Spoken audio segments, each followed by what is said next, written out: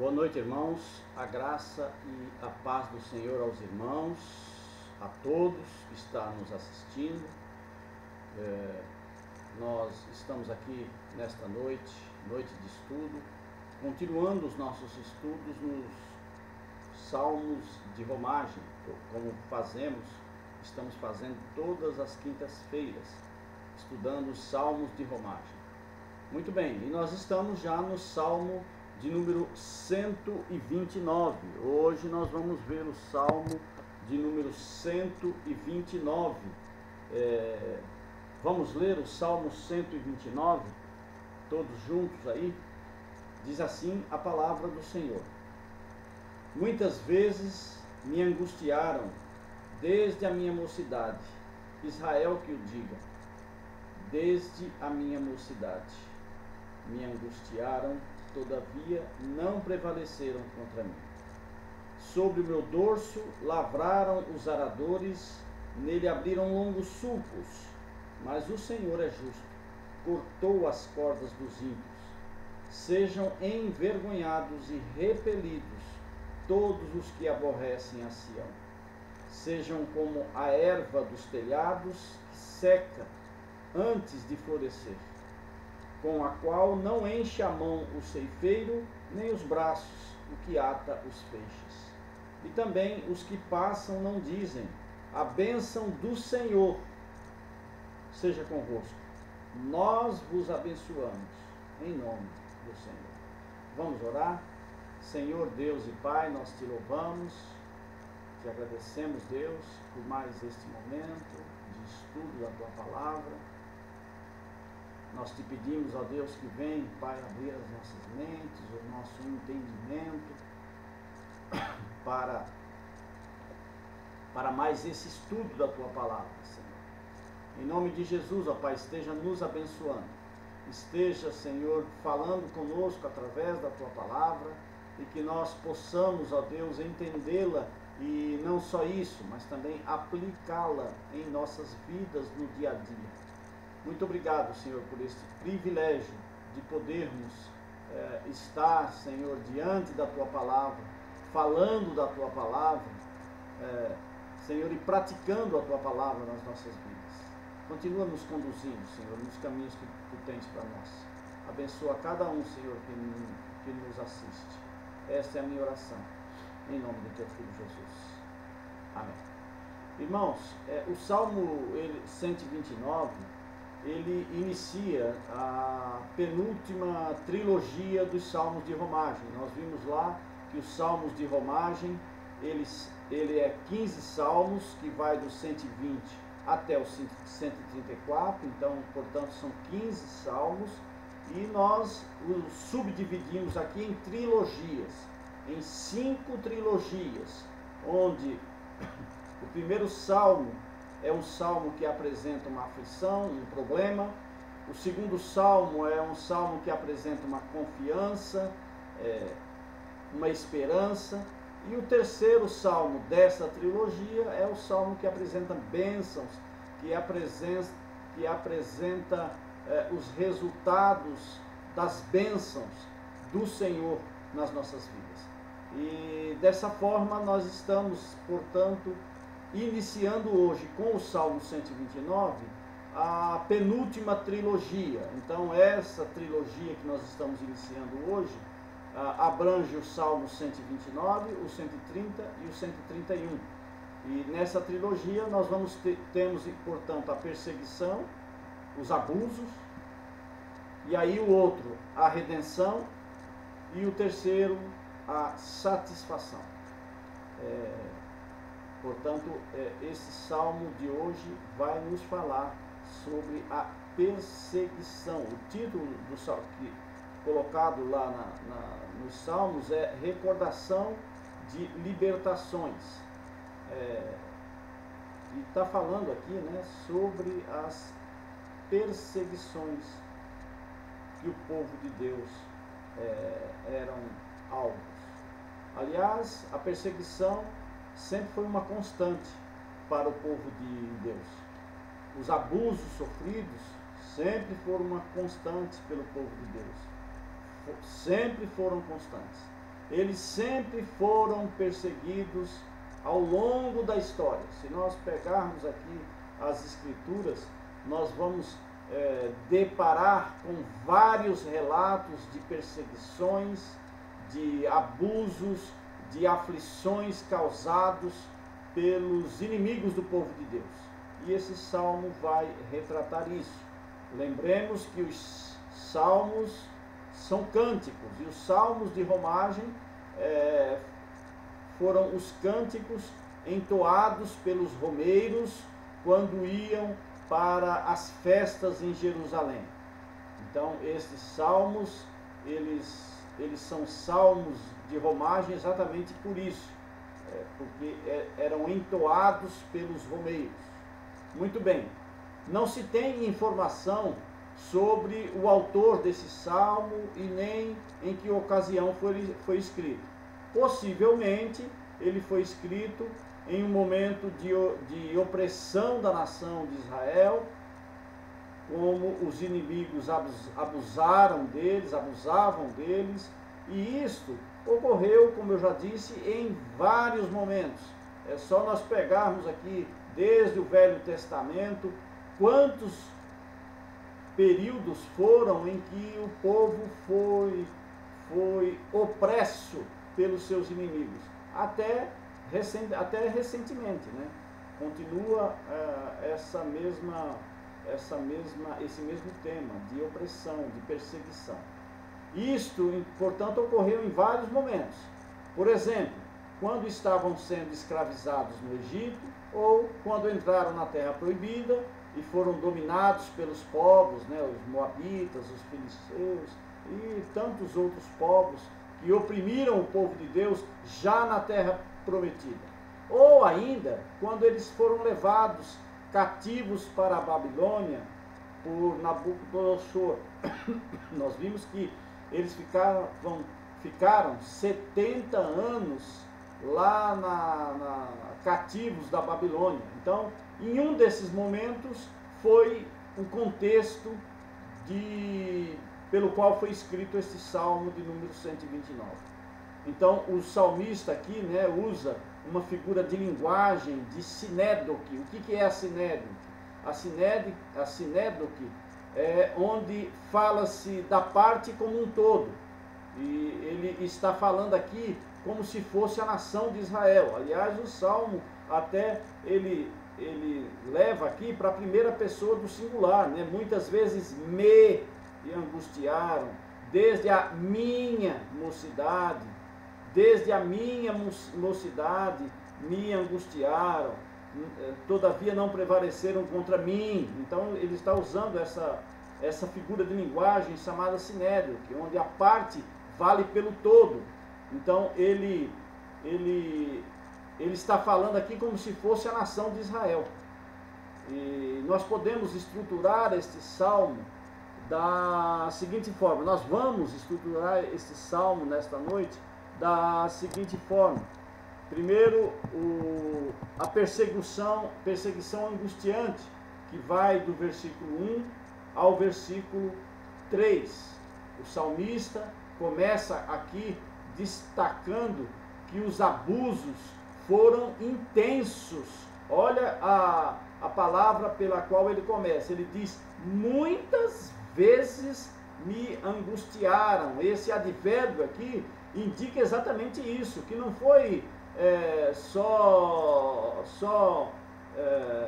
aleatoriamente ou por pouco tempo. Não, o salmista aqui está afirmando que foram muitas vezes, e ele repete por 2 vezes aqui, o angustiaram desde a minha mocidade. A expressão aqui, me angustiaram desde a minha mocidade. No versículo 2 de novo ele repete, desde a minha mocidade me angustiaram. Essa repetição é para dar ênfase à perseguição, aos abusos sofridos pelo povo de Deus. Não foram aqui só intensos, mas também foram constantes, né? Não foram só intensos, não foram só muitas vezes, mas foram constantes desde a mocidade deles, é o que o salmista está dizendo, desde a minha mocidade. O salmista aqui deve estar relembrando aqui, né, não só do tempo dos seus pais, quando foram opressos, por exemplo, lá no Egito, né, quando eles ficaram escravizados lá no Egito um monte de tempo, por 400 anos eles foram escravos no Egito. 4 gerações, irmãos, de opressão, de escravidão lá no Egito, ou também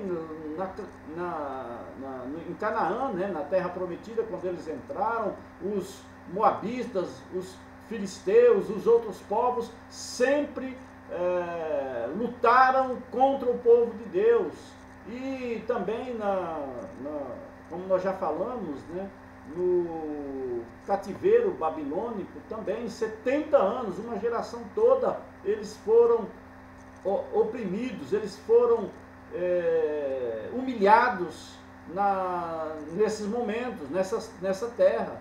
Portanto, eles não só, essas angústias não só foram intensos, mas também constantes, desde a mocidade, indicando que frequentemente o povo de Deus foi perseguido pelos seus inimigos. E não só no Velho Testamento, nós estamos aqui no contexto do salmista, mas também nós podemos ver que a igreja, já desde os primeiros séculos, logo após a ascensão de Cristo, ela foi perseguida pelos imperadores romanos, por Nero, até Diocleciano no século IV. Houve perseguições duras contra os cristãos. Muitos cristãos foram martirizados, foram mortos por causa dessa perseguição, mas isso também foi um propósito de Deus. Deus usou os judeus se espalharem, o povo deles se espalharem, para poder disseminar a sua palavra. Foi com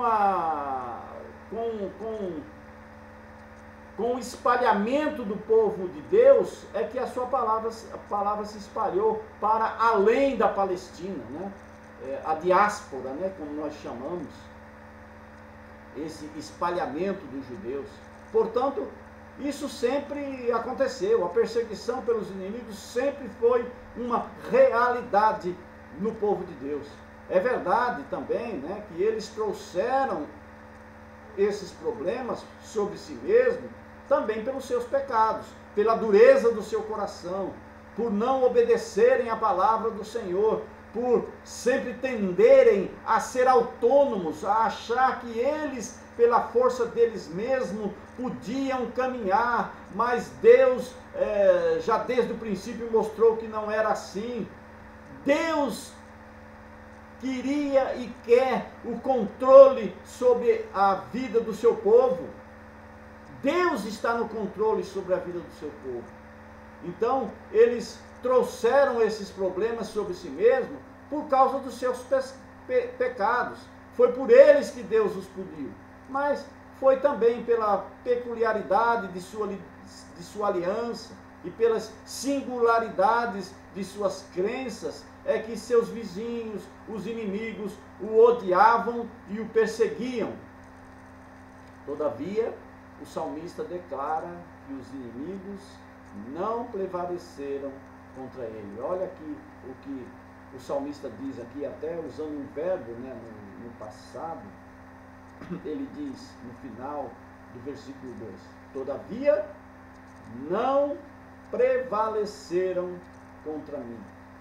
Apesar de todas as perseguições, apesar de todas as ofensas, apesar de todos os abusos, o salmista diz: não prevaleceram contra mim.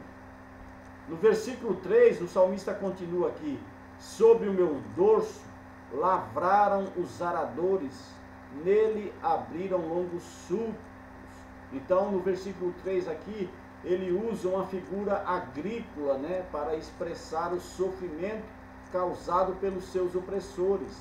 Ele está explicando aqui Você sabe, você que mexe com a agricultura, sabe que os aradores, eles, naquela época, hoje não, hoje tem maquinaria, já é tudo automatizado praticamente, mas naquela época eles usavam os animais para ararem a terra e eles amarravam os animais e amarravam nele o arado, né, que era aquela peça que enfiava os seus aguilhões na terra, e os animais começavam a puxar aquilo e fazendo aqueles sulcos na terra, né?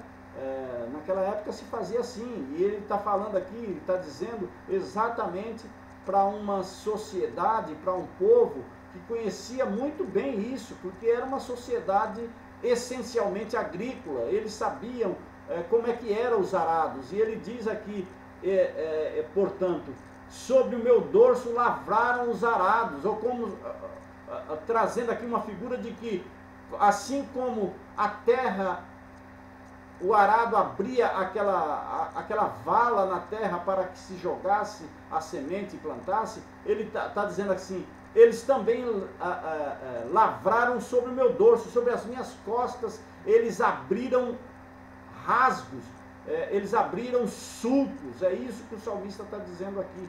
Então, ele usa aqui então essa figura agrícola para expressar, portanto, o sofrimento causado pelos seus opressores. O sofrimento era como se fosse aguilhões em suas costas.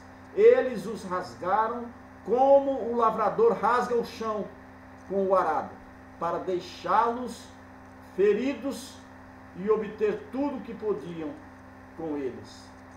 Nós podemos ver aqui também, lá em Mateus, né, 27, que também isso aconteceu com o próprio Jesus, né? Quando fala aqui de abrir rasgos nas costas, nós vimos lá que quando houve o julgamento de Jesus, Pôncio Pilatos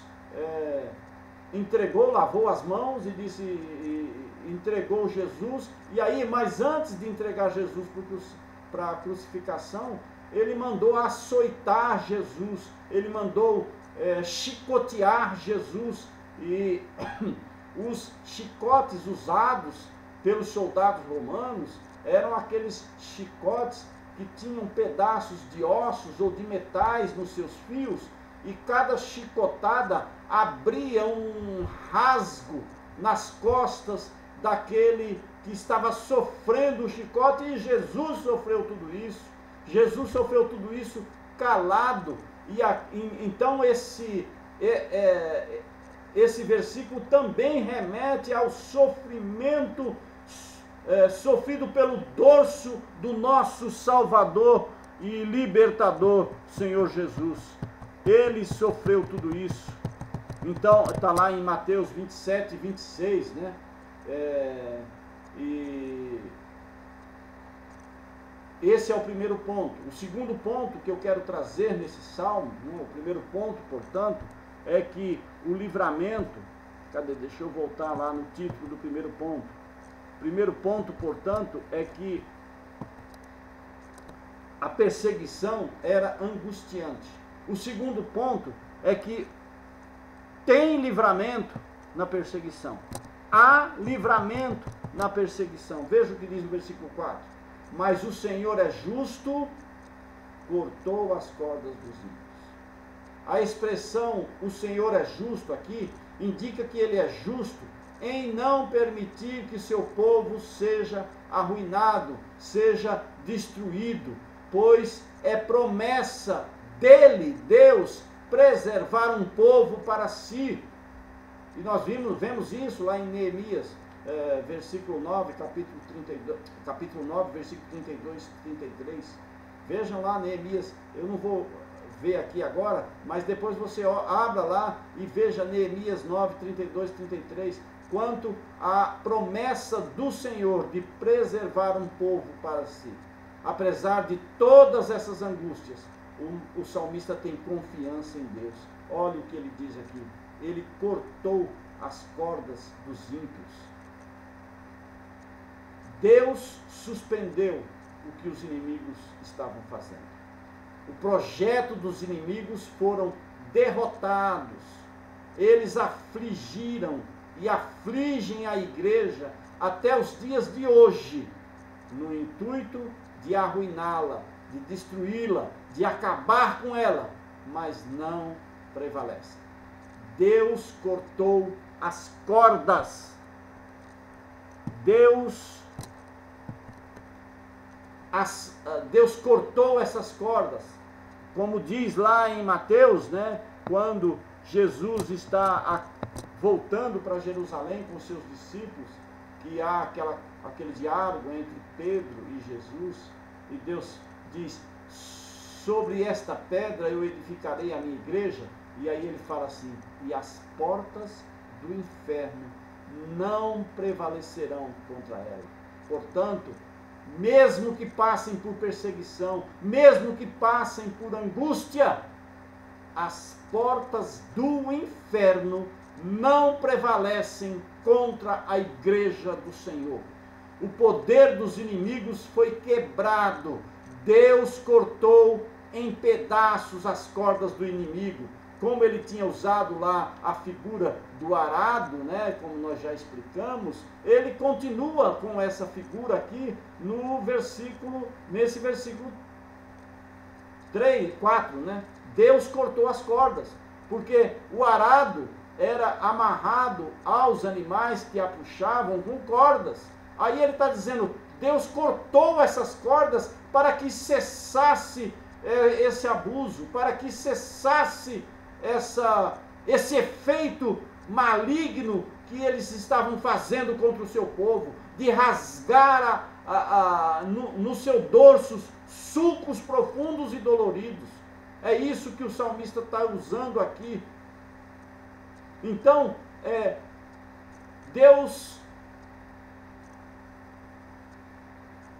não permite que a sua igreja seja destruída, seja arruinada pelos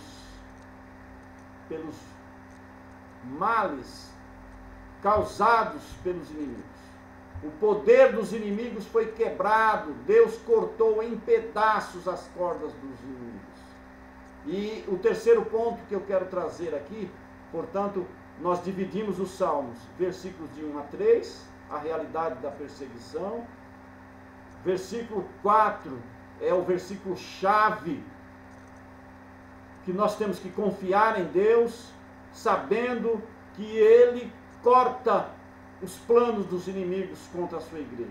E o terceiro ponto aqui, que vai dos versículos 5 ao 8, que o salmista aqui entrega a Deus os seus perseguidores. Né? Na realidade aqui ele faz uma oração imprecatória. Nós já falamos de orações imprecatórias em outras oportunidades aqui, né? Mas nós sabemos que hoje nós não podemos fazer muitas orações imprecatórias. Nós temos que fazer orações intercessórias, porque hoje o amor de Deus nos constrange. Nós somos feitos com o vínculo do amor. Mas não que não haja a oração imprecatória, mas a oração imprecatória não é uma oração de vingança. Apesar de toda a perseguição, o salmista não faz justiça própria. A oração imprecatória não é uma oração de justiça própria. Não é uma oração de vingança. O salmista não quer vingança. O salmista faz uma oração entregando os seus perseguidores nas mãos de Deus. E ora, dura coisa é cair nas mãos de Deus. Ele clama pela manifestação da justiça de Deus. Ele diz aqui no versículo 5, sejam envergonhados e repelidos todos os que aborrecem a Sião. Sejam envergonhados e repelidos todos que aborrecem o povo de Deus, a igreja de Deus.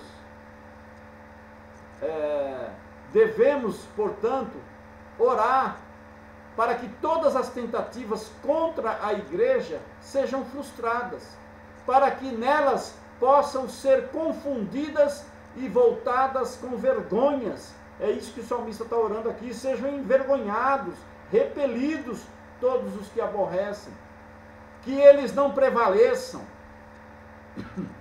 No versículo 6, né, está dizendo aqui: sejam como a erva dos telhados que seca antes de florescer. E ele continua no 7, com a qual não enche a mão o celeiro, nem os braços os que atam os feixes. Portanto, aqui o salmista está fazendo aqui uma alusão às plantas que nascem nos telhados, as plantas que nascem no pouquinho espaço que tem. Isso a gente vê até hoje, né? Naquele tempo, os telhados, como caía muita pó, muita sujeira, ficava aquela terrinha e ali nascia a erva. Mas o salmista faz essa ilustração aqui, porque essas plantas, ela não tem muita duração. A gente vê aqui, né, muitas vezes até nas frestas entre a calçada e a casa, nasce aquela erva. E ela é tão fraquinha que você vai lá, arranca e facilmente você puxa ela. Por quê? Porque a raiz dela não é longa. Porque ela não tem terra para expandir a sua raiz. E é essa ilustração que o salmista está usando aqui. Sejam como as ervas do telhado. Enquanto o povo de Deus florescem como a palmeira carregada, ou a oliveira e a videira cheia de frutos, os seus inimigos murcharão como a erva do telhado, porque eles não têm fundamento sólido, eles não têm terra, eles não têm muita raiz para se expandir, porque os desígnios deles são maus. É isso que o salmista está falando. Eles secam facilmente.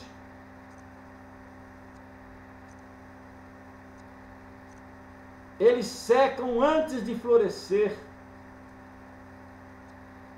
Portanto, essa ilustração que ele faz com os seus perseguidores,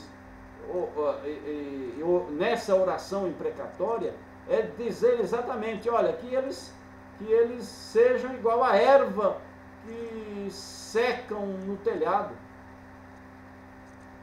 E aí o versículo 8, o salmista diz: e também os que passam não dizem, a bênção do Senhor seja convosco. Nós vos abençoamos em nome do Senhor. O salmista, portanto, aqui, ele também expressa o costume que se tinha de cumprimentar os trabalhadores e ceifeiros, né, lá naquele ambiente agrícola. As pessoas que passavam e viam lá os trabalhadores, ceifeiros trabalhando na terra, era comum eles falarem assim, como o salmista está dizendo aqui: a bênção do Senhor seja convosco. Mas o que ele está dizendo aqui é que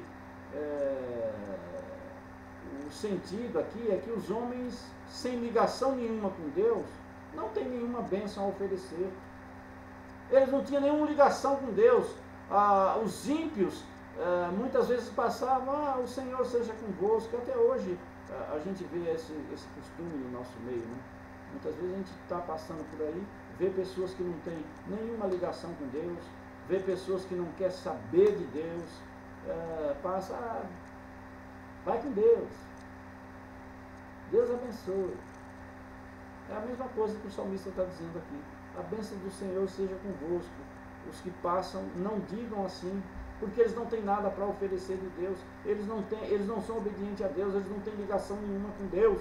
É isso que o salmista está falando. O povo de Deus, sim, o povo de Deus pode abençoar, como ele encerra aqui: nós, povo de Deus, vos abençoamos em o nome do Senhor. Porque a bênção não vem pela expressão somente. A bênção vem daquele a quem nós obedecemos, daquele a quem nós entregamos a nossa vida, entregamos o controle de todas as nossas ações. A bênção vem dele. E aí sim, nós podemos proferir de que a bênção venha às pessoas, em nome do Senhor. Eu concluo aqui dizendo que podemos sentir uma parte das aflições desse salmo. As bênçãos do Senhor estão conosco por meio de Cristo. Nós fomos salvos e libertos do poder opressor do inimigo. Eles não prevalecem contra a igreja do Senhor. Embora venham as aflições, embora nós continuemos sendo este povo onde sofre as mais diversos preconceitos, né? O cristão muitas vezes, o crente muitas vezes, é aquele que espalha a rodinha por causa desse preconceito. Às vezes tem uma rodinha lá conversando, chega um crente, todo mundo já começa a se espalhar. Por quê? Por causa dessa perseguição, por causa desse preconceito para com a igreja do Senhor. É assim e sempre vai ser assim até a vinda do nosso Senhor Jesus Cristo. Então que nós possamos, irmãos, continuar firmes como igreja do Senhor, sabendo que sofremos e continuaremos sofrendo perseguição. Mas eles não prevalecerão contra nós.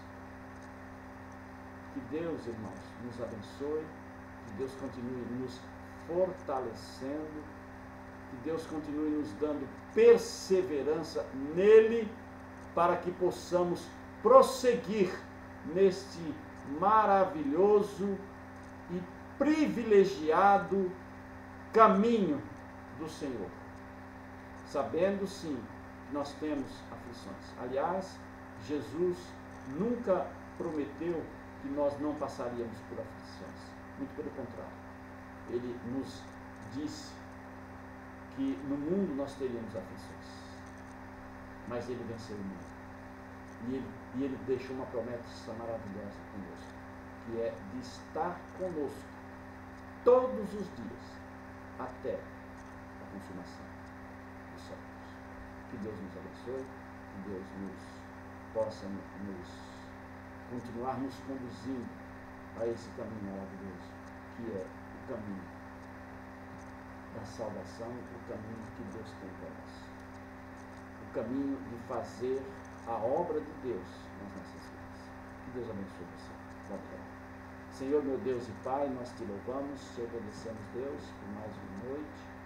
Te agradecemos, Pai, por esta palavra que fala aos nossos corações, ó Pai, esta palavra, Pai, que nos edifica e nos leva, Senhor, a continuar perseverando nos teus caminhos, sabendo, Deus, que a nossa vitória já é certa, sabendo, Senhor, aquilo que nos espera no futuro. Muito obrigado, Pai, por este privilégio. Abençoa, Pai, as vidas dos nossos irmãos. Eu coloco, Senhor, diante de Ti a vida daqueles irmãos e dos familiares dos nossos irmãos que estão sofrendo, Pai, com essa doença, desse vírus do coronavírus, do Covid. Fortalece a vida deles, ó Deus.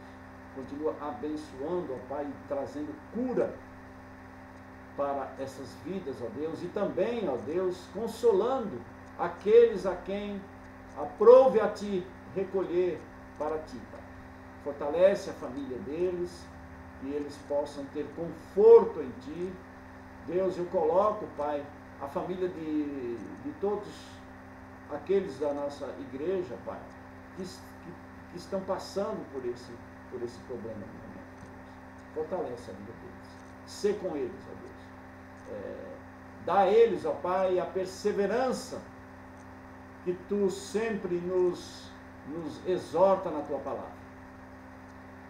Muito obrigado, Deus, porque nós temos esse privilégio de depositar em Ti a nossa confiança.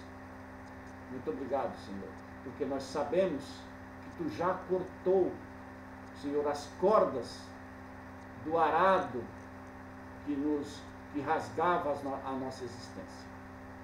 Muito obrigado, Senhor, por esse privilégio. Esta é a minha oração, Deus, em nome do Teu Filho Jesus. Amém. Amém, irmãos. Que a graça do nosso Senhor e Salvador Jesus Cristo, que o amor de Deus, o Pai, e que as doces, ternas consolações do Espírito Santo esteja com você, povo de Deus, hoje e sempre. Amém. Irmãos, querendo Deus, nós vamos no domingo ter a nossa escola bíblica dominical, o nosso culto às 19 horas, ainda online, mas estamos aguardando para ver o que será decidido através do decreto das autoridades de Xinguara, porque o decreto vai até o dia 31. Nós participamos esta semana de uma reunião com o representante do Ministério Público, o doutor Cristiano, e também com a secretária da Saúde, a Janaína, da cidade de Xinguara, e também com o nosso presbítero Enes, que também faz parte da administração de Xinguara, e o decreto encerra-se dia 31, e a reunião foi para nós começarmos a pensar num possível retorno das nossas reuniões. Tem muita coisa a fazer, tem muita coisa a pensar, porque nós temos que continuar guardando e nos protegendo contra esse vírus que é altamente contagioso. O vírus não está de brincadeira, o vírus contagia mesmo. Então nós temos que começar a pensar num possível retorno, porém com todas as seguranças. E é lógico, com a proteção de Deus. Mas nós vamos comunicando vocês via o nosso grupo, e vamos ver qual será a decisão das autoridades aqui de Xinguara. Havendo a autorização para voltarmos, o conselho vai se reunir, vai também conversar com os oficiais e vamos ver uma forma segura de nós estarmos voltando a fazer os nossos cultos presenciais. Orem por isso, ore por esta causa. Esta semana nós também já fizemos um jejum e orando pelas causas daqueles que estão sendo acometidos por essa doença. Que Deus continue nos protegendo, que Deus continue nos livrando. Tá bom? Deus abençoe.